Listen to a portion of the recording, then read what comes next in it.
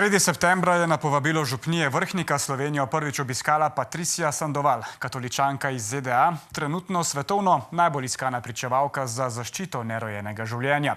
Zadnjih 10 let že milijonom ljudi v 20 državah sveta svojo pretresljivo izkušnjo opozarja na strašanske posledice splava, ki so v javnosti zamolčane. Obenem vabi mlade k predzakonski spolni vzdržnosti in čistosti, sakramentalnem življenju in povezanosti s cerkvijo in z Bogom. O svoji pretresljivi filmski življenjski zgodbi je izdala knjigo Preustvarjena. Gostja pa je bila tudi na nedavnem festivalu mladih v Stični, kjer se je z njo želelo srečati več tisoč mladih katoličanov. Prisluhnili so njeni zgodbi od srečne družine preko 3 splavov, menjave partnerjev, dela na abortivni kliniki, strašnih spoznanj in odvisnosti od mamil, vse dokler se ni znašla na ulici na robu smrti kot brezdomka, pa do izkušnje božjega neskončnega usmiljanja, kesanja in spreobrnjenja. Danes je med drugim voditeljica oddaje Pro-Life Report na ameriški katoliški televiziji. Patricia Sandoval, welcome to our studio. Thank you very much for having me. Let's start talking about your childhood. You were a child of Mexican immigrants, but you were marked by your parents' divorce. Your mother also turned to something called like esotericism, and you often mention this in your talks. Tell us about your childhood. I had a happy childhood, but then my parents had a divorce. And what really marked my life as a child was the education I received from the abortion industry. When I was in the 6th grade, I was 12 years old. So at home, I never had any type of formation on sexuality. And the formation I received on sex was from an abortionist. So they came to my 6th grade class, and they taught us that abortion was a woman's right. It was her body, and it was her choice. And I remember they taught the young men in my class that if their partner was ever pregnant and in a crisis and she decides to have an abortion, it's her body, her choice, and he has no voice and he has no right. So, that really marked my life. As a 12-year-old, after that course, I was pretty much pro-choice. But you fell in the world of drugs and promiscuity. That's what you also wrote in your book. You lost your innocence to a drug dealer. How does a person get caught in such a negative spiral, and what does it feel like on the inside? I didn't date a drug dealer. I lost my innocence before marriage, and my partner, my boyfriend at the time, we were having relations, and I was pregnant, and I was terrified because I believed that a baby destroyed your dreams. How old were you at that time? I was 19 years old. And, I was a straight-A student, and I had goals for my life. Because society tells women this: if you're not traveling, if you're not, working for a business, if you're not some type of entrepreneur, you're doing nothing with your life. And that's why my mother left my father. My mother said, I'm cooking, cleaning all day, I'm a slave, and I want to live my life. And that's why she left. And so I thought that was going to be my life. And so abortion was an option and a solution to my problem. And at the time, my boyfriend was very excited I was pregnant. And he gave me his love and his support. But then I lied to him. I decided to have an abortion because I was feeling pressured by my friends. They were telling me I was making the worst mistake of my life. But why? Because it wasn't the time. It wasn't the time. I wasn't married. I was going to throw my life away. And I got scared. A lot of women have abortions because they're scared. And when I went to the abortion clinic to have my first abortion, they really never told me the consequences of that abortion. They never told me what I would suffer mentally, emotionally, and the damage I would have in my body. And they told me it was the way out. And I was, like I said, I was pro-choice. And when I had that abortion, I started to feel very heavy symptoms. I started to feel depression, anxiety. I would have nightmares. I started to have eating disorders. And I never connected it to my abortion because I didn't know what post-abortion syndrome was. And not only did I suffer, I never told my boyfriend I had an abortion, but he started to suffer these symptoms of that abortion because men also suffer after abortion. I had 3 abortions. But what happened to your relationship with this first boyfriend? Oh, it was getting worse. Because when a couple has an abortion, it's very, very hard that they survive because there's effects on the abortion, like I said. By the time I had the 3rd abortion, I was very suicidal. 88% of women that have abortions, they have suicidal tendencies. And at this time also, my boyfriend knew about the third abortion. He started to do drugs, and he started to get into alcohol, and usually men get into addiction after abortion. But our relationship did not last after 3 abortions. I mean, it was nearly impossible. And still very pro-choice, you know, thinking a woman can do whatever she wants with her body. I went to work for an abortion center. I was never a nurse. I never went to nursing school. But they urgently needed a nurse to assist the abortionist. And they needed someone that spoke Spanish. So they hired me illegally as a nurse. And I worked for the biggest abortion industry, Planned Parenthood. They're the biggest industry in the United States. And they exist all over the world. And they hired me. And that's where I saw the truth about abortion. But why did you choose such a job? Because I thought that the abortion industry helped women in crisis, and I thought that they helped the youth. I thought that they were for the women and for the youth. And I wanted to do something for my community. And so when I started to work there, that's where I saw the truth. The first day I started my job, I was to train 50 young girls and prepare them for their abortions. In 1999, at this center, they performed 50 abortions a week. So the first day on my job, they basically taught me how to hide words and how to deceive. And I didn't understand why. They said you can't use the word baby, father, mother, he, she, or even the word fetus, because that gives human dignity too. You must never say these words. You call it whatever you want, a sac of a tissue, a clump of cells. Yes, yes. Whatever you want, but it's an it. It's not a person. And they said, and if you see a woman crying, it's because she wants another option and she doesn't want to have an abortion. Most women don't want to have an abortion, but there is no other option but abortion, and you must force them to have one.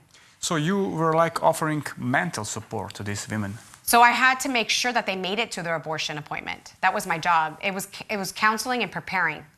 And, you know, I would tell these young girls, I would see a girl that's 13 years old. I'd say, you're going to ruin your life. You know, you're a young girl and you're going to bring a child to ruin that child's life. You're too young. This isn't for you. I had 3 abortions. You're going to be okay. And I really believed I was helping them. But then I had to assist the first abortion. Yeah. And that's where I saw the cruel and raw reality of it. I was to assist this abortionist. Before I went into the procedure room, they told me time is money. Every abortion must take 5 minutes, because if not, we lose money.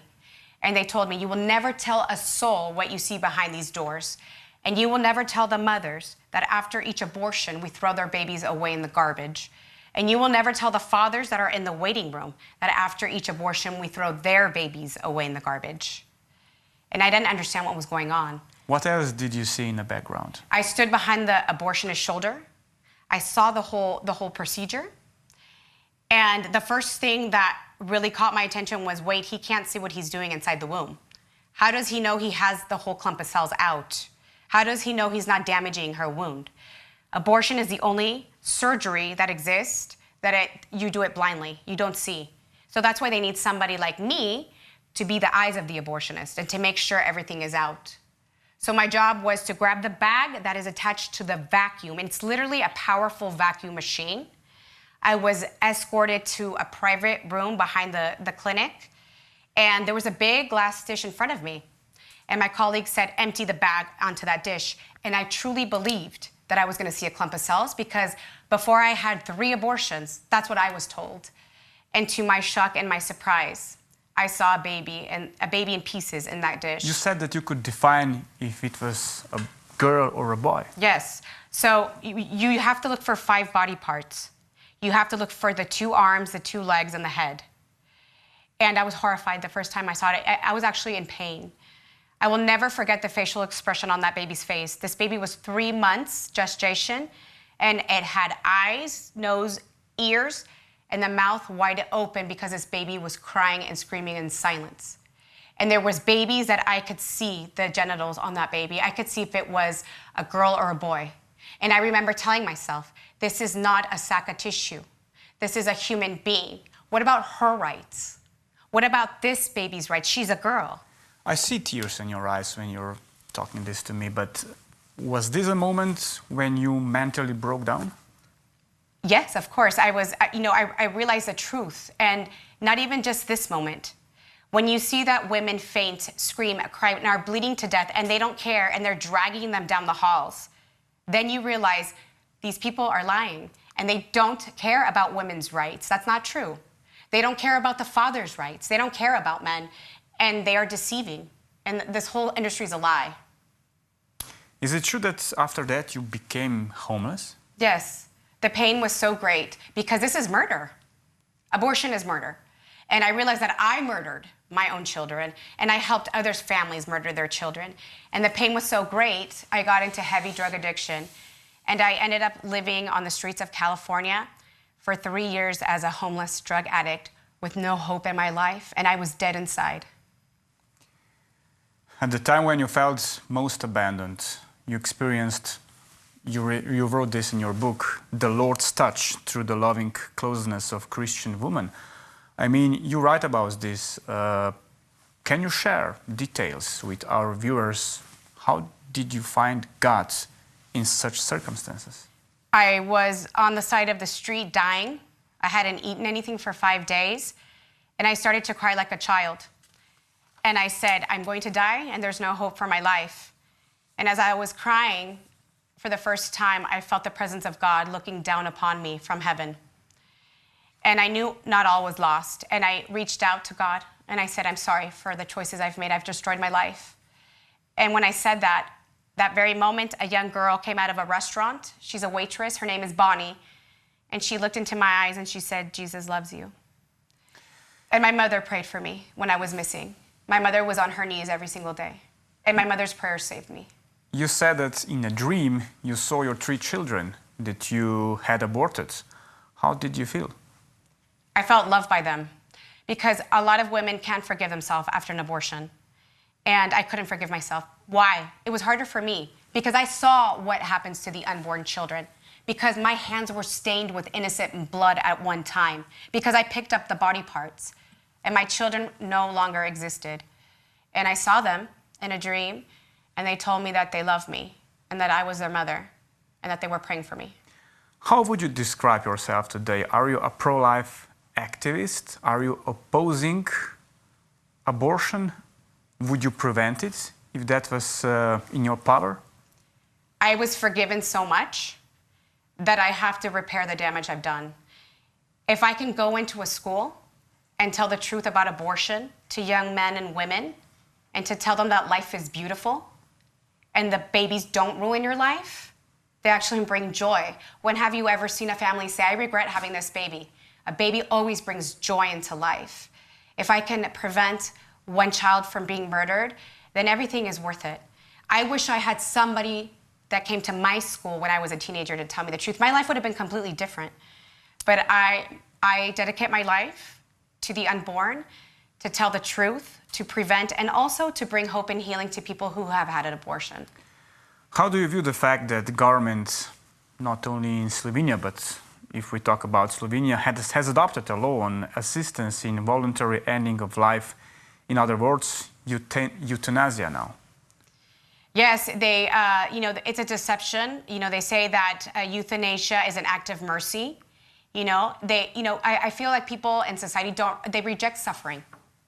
And suffering is a part of our life. Suffering makes us stronger. Suffering gives us patience and virtues. And when you suffer, all of your family members, they grow stronger from it. And I feel that euthanasia is murder. There's a time that we're supposed to die in a natural way. We have to defend life from the moment of conception until natural death.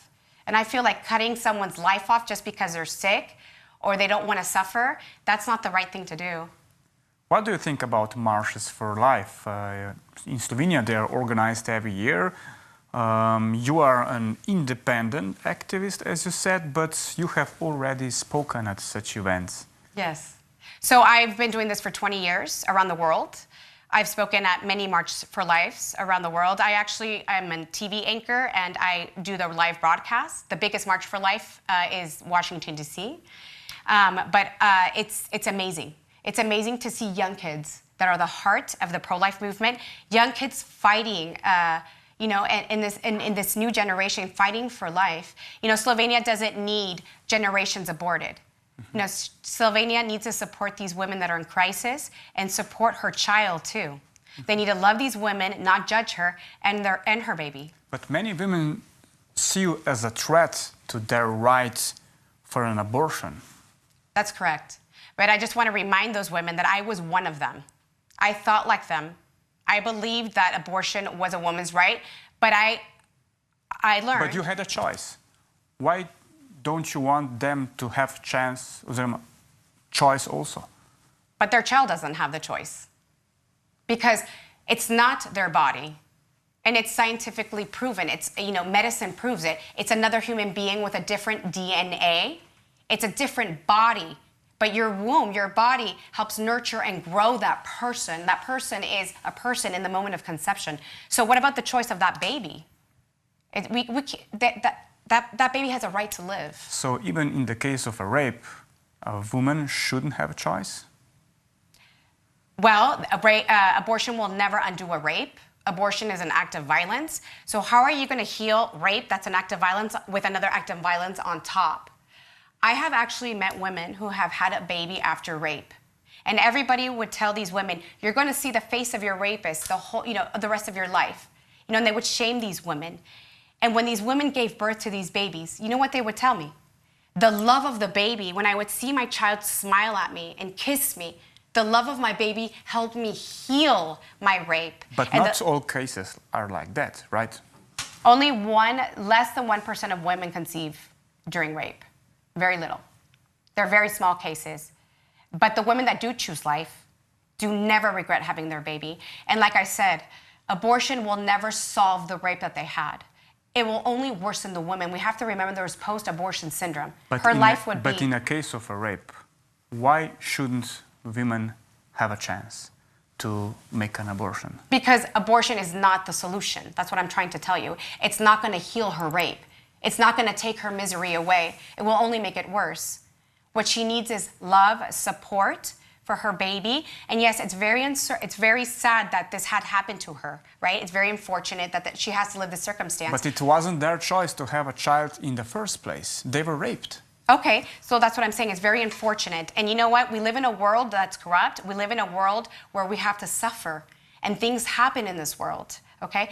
But I can assure you that she would be much more happy having her child than having an abortion after rape. That's not the solution. Okay. Slovenian media refused to report on such marches, like we talked about, yes, claiming that women are fighting against abortion, which they say is contrary to the Slovenian constitution, which states, I'll read it, the decision to bear children is free. The state shall guarantee the conditions for exercising this freedom and shall create circumstances that enable parents to decide to have children. So this is very contradictory because the Constitution uses the word child and life and parents. So if they're fighting and using this amendment, they are recognizing that the child is a child in the womb and that there's life. So what they're really saying is, and then what they really want is, we have the right and free of speech to murder our child if we want to in the womb. The Constitution is recognizing it as a child and they're using this. So it's very contradictory. So they're actually recognizing that it is a child. You say that abortion is always the final consequence of something that happened to a woman earlier in her life. Why? Yes. Or a man. Okay? So it's lack of knowledge, of knowing the truth about life in the womb and about abortion. And it can be a disordered lifestyle, right? I mean, I've met many men after my talk say, I've had so many girlfriends and I've been irresponsible, promiscuous, and I took each one of them to have an abortion. And it's a result of something. It's a result of pain or a wound or of lack of knowledge. So abortion is always like the end result of something. So what I do is I go to schools and I talk to young kids. And I talk to them about true love. And what is true love? True love is when someone looks at you and says, I love you. And I'm going to take care of your soul and your body. And I'm going to sacrifice my pleasures and my desires. And I'm going to be responsible. And I'm going to wait until marriage. And people will laugh at you because that's not popular in our modern times, right? Being abstinent is not modern. Oh, that's old thinking. No, when you have sex before marriage, there's consequences. And if you do have sex before marriage, then be a man and take responsibility, right? And don't kill your child. Be responsible if you do have sex before marriage. Patricia Sandoval, thank you for now. We'll make a short break. Po oglasih, spoštovane gledalke, spoštovani gledalci, pa tudi o tem, da bi Patricia Sandoval skoraj lahko spoznala Charlieja Kirka, a so ga predtem brutalno umorili.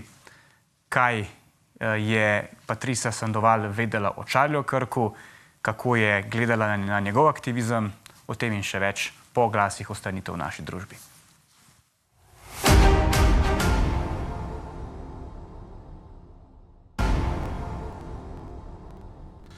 Ponovno pozdravljeni v uri moči, slovita ameriška pro-life aktivistka Patricia Sandoval je z nami. Patricia Sandoval, ki je bila tudi udeleženka in govorka na dogodku mladih katoličanov Stič na mladih.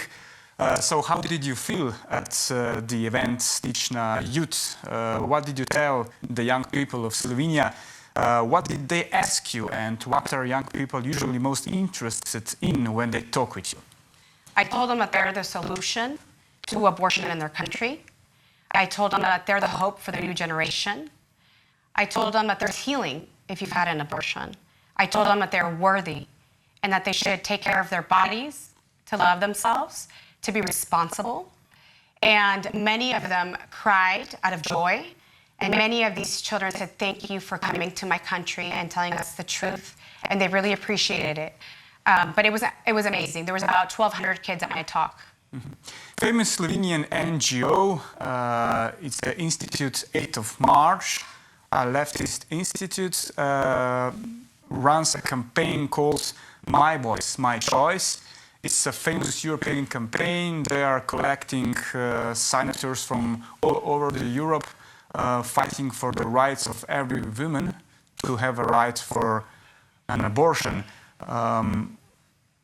Have you heard for this institute, for this campaign? Slovenian politicians support it? Right. I mean, there's institutes like this that exist all over the world that I'm familiar with. But like I had mentioned earlier, you know, what about the body and what about the person inside the womb? That's not the woman's body. That's not the body, you know, the woman's body. What about that baby's choice? And I just want to encourage everybody that's for abortion.